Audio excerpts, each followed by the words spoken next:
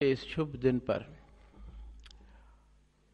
इस सभागार में उपस्थित इस राष्ट्र के महान शिक्षाविदों के चरणों में मैं हृदय से वंदन करता हूं। हर व्यक्ति चाहता है कि मेरे घर में सुख, शांति, समृद्धि, आनंद, स्वर्ग जैसा वातावरण रहे। है कोई जो नहीं चाहता हो? सब चाहते हैं।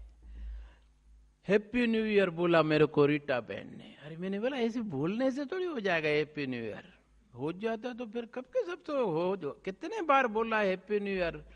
आज 62 साल मेरी उम्र हो गई, 62 बार तो सुना होगा, लेकिन कहाँ हुआ हैप्पी। जब तक गुरुदेव की कृपा नहीं हुई हैप्पी नहीं हुआ मैं। अब जैसा कि हमेशा होता है, प्राकृतिक चिकित्सा हमें सिखाती है भाई सबसे पहले हर एक समस्या कब ये एक प्रोसेस है, प्रक्रिया है। कारण क्या है समस्या का, जब तक ये नहीं जानेंगे वो समस्या निर्मूल नहीं होगी। हमारे घरों में शांति क्यों नहीं है? स्वर्ग जैसा माहौल क्यों नहीं है? क्यों तनावग्रस्त हैं सब? क्यों बीमारियां हैं घर में? क्यों हमारे बच्चे उद्दंड होते जा रहे हैं?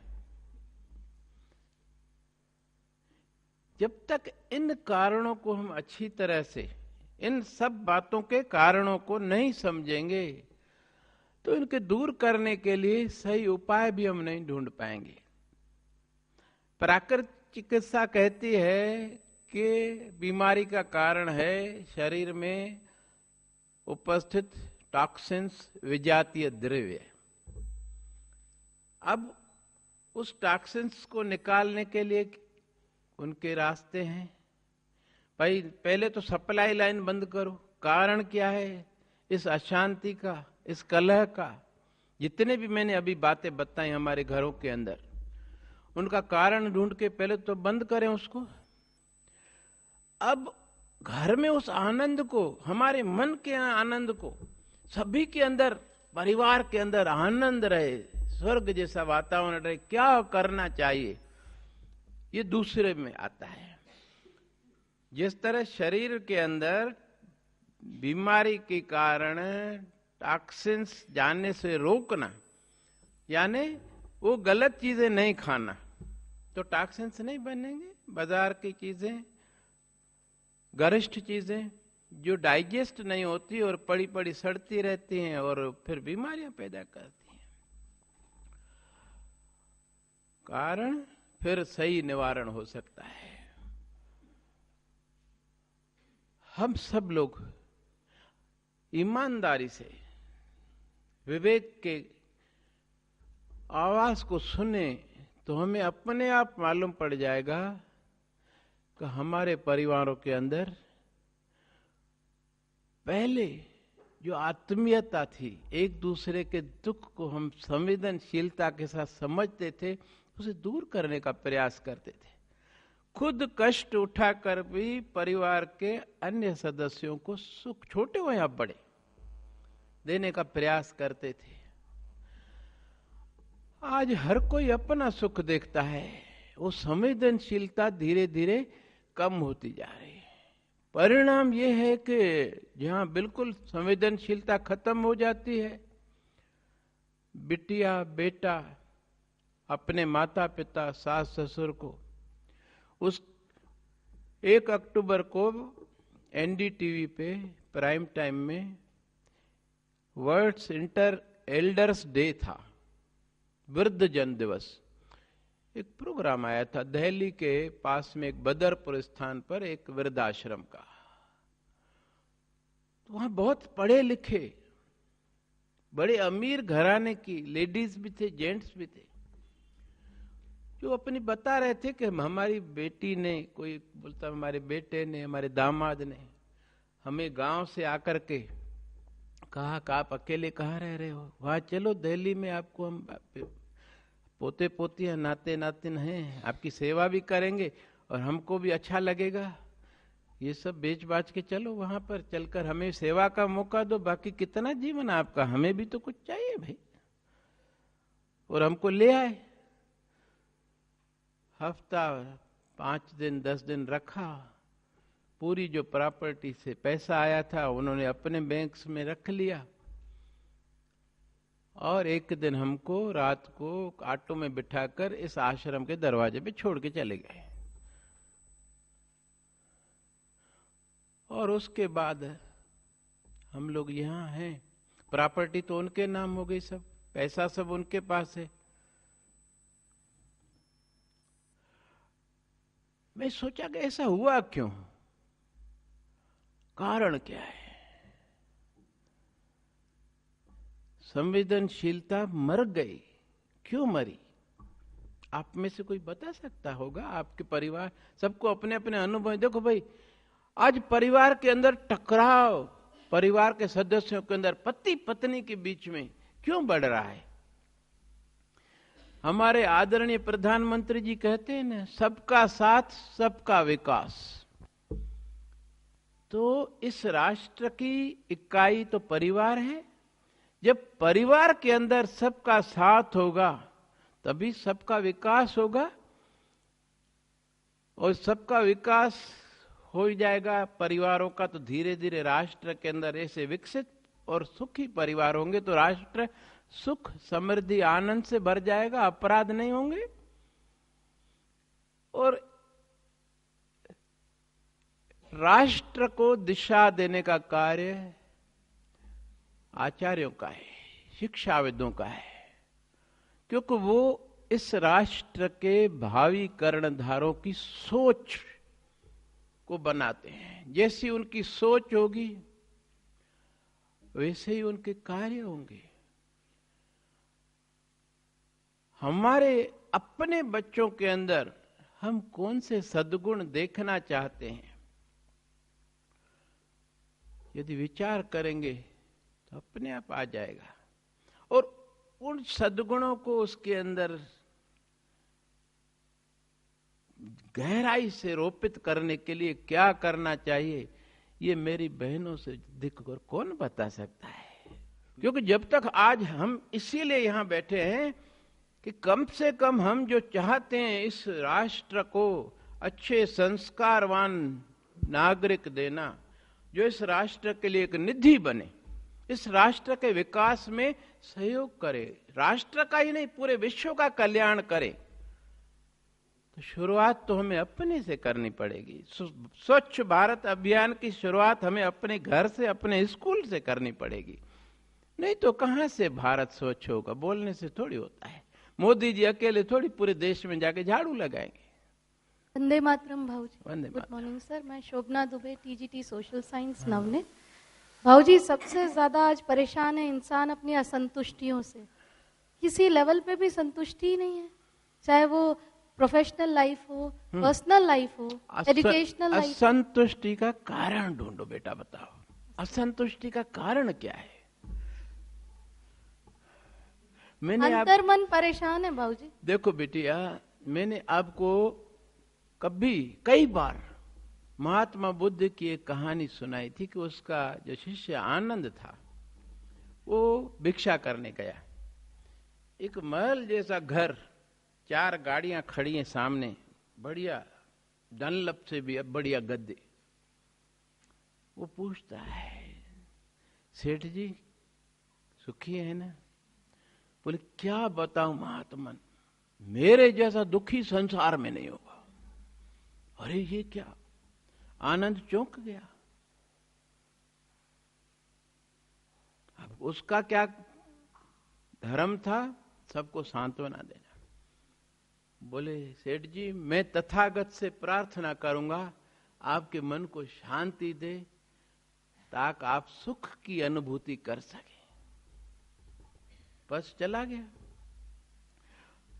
एक बिल्डिंग का कंस्ट्रक्शन हो रहा था, उसके बाद मजदूर अपनी झोपड़ियां बना के रहते हैं। एक मजदूर और उसके 2-3 बच्चे वो टीन के डब्बा बजा रहे थे, भजन गा रहे थे। उसकी धर्मपत्नी वहां खाना बना रही थी पास में। उसने जाकर कहा, भैया राम राम। राम राम, क्यों, कैसे, सुखी हो ना? अरे मेरे जैसा सुखी संसार में नहीं होगा महात्मा। चौंक गया, अरे ये कैसे? बोले कैसे? बोले देखो, ये मकान बन रहा है ना, बन रहा है। मैं और मेरी घरवाली ने दिन भर यहां मजदूरी की, जो मजदूरी मिली उससे राशन ले आए। मेरी घरवाली देखो खाना बना रही और हम भगवान का भजन कर रहे हैं। अभी खाना बन जाएगा, सब मिल बांट के बैठ के खाएंगे और आराम से लंबी तान के सो जाएंगे। सुबह उठ के फिर मजदूरी करेंगे। बताओ क्या कमी है? क्या कमी है हमें? मेरे जैसा सुखी होगा कोई? आनंद बोला, नहीं भाई, तुम सही बोलते हो, तुमसे सुखी तो संसार में कोई नहीं होगा। अब असंतोष का कारण ये है बिटिया, हर किसी ने अपने मन में अपने सुख का एक अलग पैमाना बना रखा है। ये परिस्थितियां मिल जाएं, ये परिवार के सदस्य मेरे कहने अनुसार चलें, मेरे बच्चे इस अनुसार चलें, इस प्रकार से बढ़िया पढ़ाई करके ये रिजल्ट ले आए तो मैं सुखी हो जाऊंगी। लेकिन इसका कहीं अंत नहीं है बेटा। जब आए संतोष धन तो सब धन धूल समान। चलो आगे बढ़ो बेटा। नहीं, असंतोष का कारण बताया मैंने, अभी तो कथा आपकी आगे है। यदि हम एक बात समझ लें कि हमारा सब कुछ करने वाला तो वो है। कौन है? ऊपर वाला। ये जो ऊपर बैठे हैं। अरे बाबा देखो, आपके पास व्हाट्सएप नहीं है? नहीं, मेरे को व्हाट्सएप पे आज सुबह रही श्री कृष्ण भगवान से पूछते हैं उसके दाऊ, भाई भगवान जब इतने लोगों को ये सृष्टि की संरचना की है तो मैं देख रहा हूं सब दुखी हैं, तो भगवान क्या इनका दुख हरण नहीं कर सकता? ये शक्ति नहीं उसमें? तो कृष्ण भगवान बोलता है कि भगवान सब कुछ कर सकता है, लेकिन भगवान ने इनको भेजा है, बुद्धि दी है, खाली हाथ भेजा है। अब इनको अपने विचारों और कर्म को विवेक के कहने अनुसार करेंगे तो इनके पास सुख ही सुख होगा। यदि गलत विचार करेंगे, गलत कर्म करेंगे, विवेक का कहना नहीं मानेंगे तो इन्हें दुखों से कोई बचा नहीं सकता। उसने तो कर्म के नियम बना दिए बस। अब उसमें वो बोले, आप कहते हैं कि करने कराने वाला भगवान है, बोले गलत है। भगवान को जो करना था वो कर दिया। यहां पर संसार में आने के बाद उसको जो कर्म की स्वतंत्रता दी तो उसके फल का दायित्व भी उसका है। अधिकार लिए तो फिर कर्तव्य भी तो उसका बनता है। तो करने वाला वो है, ये बात छोड़ दो बाबा। लेकिन भाऊजी, अगर हम मेडिटेशन या कुछ जो भी है, जिस उस आत्मा से जैसे भी हम जुड़े हैं, जिस रूप में जुड़े, यदि हम उससे कंटिन्यूअस बात नहीं करेंगे तो हमारे डे टू डे लाइफ की जो लिविंग है वो भी प्यूरिफाई नहीं होगी। बाबा मेडिटेशन के और तो बहुत ऊपर की बात है बेटा। पहले तो व्यवहार तो शुद्ध करो तो फिर परमार्थ शुद्ध हो। अब भाई कुछ ऐसी बातें हैं जो सिर्फ लोगों को सांत्वना देने के लिए बोली गई, जैसे वही होए जो राम रचि राखा। अब किसी का कुछ अहित हो गया, कोई गुजर गया, उसको मन को शांति देने के लिए सब बोलते हैं। राम ने कोई हमारे लिए विशेष नहीं रच रखा है, प्लानिंग नहीं कर रखी। भाऊजी, वो जो झोपड़ी में रहकर भी सुखी है, हाँ, तो उसका भी तो तारतम्य उसी से जुड़ा है। कहीं तो वो संतुष्टि का एक लेवल उसने अचीव किया। बचपन से उसके माता पिता ने उसको परिश्रम करना सिखाया है और हर परिस्थिति के साथ सामंजस्य बिठाने का सामर्थ्य दिया है, उसे कला सिखाई है। परिणाम स्वरूप वो जहां भी रहेगा, जिस भी परिस्थिति में वो सुखी रहेगा। सुख और दुख मन की अवस्थाएं, अनुभूतियां हैं। अब उसके मन में और कोई अपेक्षा ही नहीं है तो वो अपने आप को सुखी महसूस करता है। तो ये संस्कार जो बचपन से हमको मिले हैं, सोच जिसको कहते हैं, बस सकारात्मक सोच, ये हमने अपने बच्चों के अंदर नहीं डाली, अपने परिवार के सदस्यों के अंदर नहीं डाली है।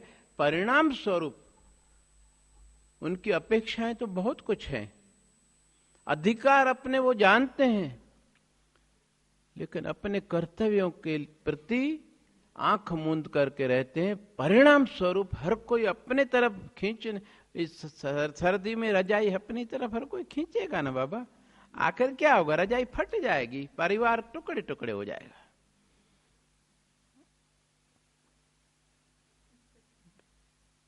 नहीं, अगर मैं गलत हूं तो मेरे को करेक्ट करिए आदरणीय शिक्षाविद महोदया। अगर सही हूं तो तालियां बजा दो। वाह वाह भाई, ताली से वक्ता को शक्ति मिलती है, गाली से भी मेरे को शक्ति मिलती है। बता दो, मेरे को बहुत लोग गालियां देते हैं, फिर भी मैं अपना काम करता रहता हूं, क्योंकि मैं लोगों के लिए नहीं करता हूं, मैं तो मेरे गुरुदेव के लिए करता हूं। उनकी कृपा बढ़ रही है, ये मेरे लिए काफी है। मैंने अपना पैमाना बना रखा है, मेरे मन की शांति सुख उनकी कृपा पर निर्भर है। उनकी आज्ञा के विरुद्ध नहीं कोई काम करूं, न कुछ बात ऐसी सोचूं न करूं, बस आनंद ही आनंद है। हर परिवार में हर कोई चाहता है कि हमारे परिवार में आनंद रहे। और अभी जो मैंने बातें बताई उन सब को दूर करने के लिए पहले तो हमें अपनी सोच बदलनी पड़ेगी, फिर हमें अपने परिवार में जो हमसे छोटे हैं उनकी सोच बदलना सरल है। जो परिपक्व हो गए हैं उनकी सोच भी एक दिशा में फिक्स हो गई है। मैंने बताया ना, वो 55-60 साल की बुढ़िया सासू मां बन गई, फिर भी एक पार्टी में गई तो वहां से चोरी करके ले आई चांदी के चम्मच। क्यों? बचपन से उसको आदत थी चोरी करने की, वो नहीं जाती। तो 55-60 वाले आदमी के आप विचारों में परिवर्तन ला पाएंगे इसकी उम्मीद न रखिए ज्यादा। लेकिन आपके बच्चे आपसे छोटे जो भी परिवार में हैं या स्कूल में हैं, उनके विचारों को आप सही दिशा सकारात्मक सोच दे सकते हैं। हमेशा हर परिस्थिति में वो ये सोचे कि इसमें भी मेरा हित होगा। क्यों होगा? क्योंकि इस संसार में जो कुछ भी हो रहा है, जो अभी आपकी बात यहां आती है, उसका प्रेरक वो है जिसके साथ हमारा दृढ़ आत्मीयता का संबंध है, जिसकी हम आरती करते हैं रोज। तो वो हमारा माता भी है, पिता भी है। जब करने वाला वो है, माता पिता अपने बच्चों का बुरा चाहेंगे क्या? तो इसलिए जो कुछ भी घटित होता है उसमें हम विचलित नहीं होते। वो बैठा है ना हमारे माता पिता, जो सर्वसमर्थ है, अंतर्यामी है, सर्वव्यापक है और परम दयालु है। अब ऐसा मां बाप मिल जाए और क्या चाहिए उस बच्चे को? किस बात की चिंता? न किस बात की कमी, न किसी बात की चिंता।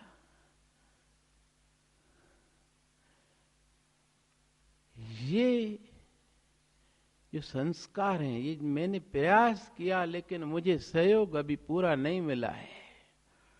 बिटियाएं तो बहुत अच्छी तरह से कर रही हैं, लेकिन बच्चे बेटे जो हैं अब तो 8th स्टैंडर्ड तो करते हैं, उसके बड़े वाले नहीं करते। और बड़ी बिटियाएं भी 11th 12th में बहुत कम रुचि ले रही, क्योंकि वो ढल चुकी हैं किसी और, सोच उनकी बदल गई है। मोबाइल स्मार्टफोन में जादू जो है, वो जादू उनके सिर चढ़कर बोल रहा है। हमारी बात सुनने के लिए उनके पास समय नहीं है। परिवार के अंदर सब लोग बैठे हैं, लेकिन हर कोई अपने अपने मित्रों से बात कर रहा है। यही तो परिवार टूटने का कारण है कि आपसी संवाद खत्म हो गया है, कम्युनिकेशन गैप पैदा हो। एक दूसरे के दुख सुख को सुने समझें, एक दूसरे को सलाह दें। ये इसीलिए हमारी बुजुर्गों ने, ऋषि मुनियों ने परंपरा बनाई कि परिवार के सभी सदस्य कम से कम एक समय तो मिलकर भोजन करें। उस समय हर कोई अपनी अपनी समस्याएं भी बताता है, तो उपलब्धियां भी बताता है।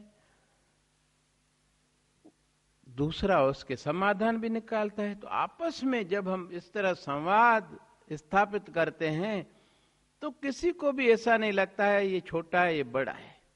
हर किसी को अपने विचार उस संबंध में रखने का अधिकार होता है, और जो उसमें सर्वश्रेष्ठ होता है विचार, जिसके द्वारा वो समस्या का समाधान हो सकता है, उसे माना जाता है और उसे किया जाता है, और परिवार में आनंद रहता है।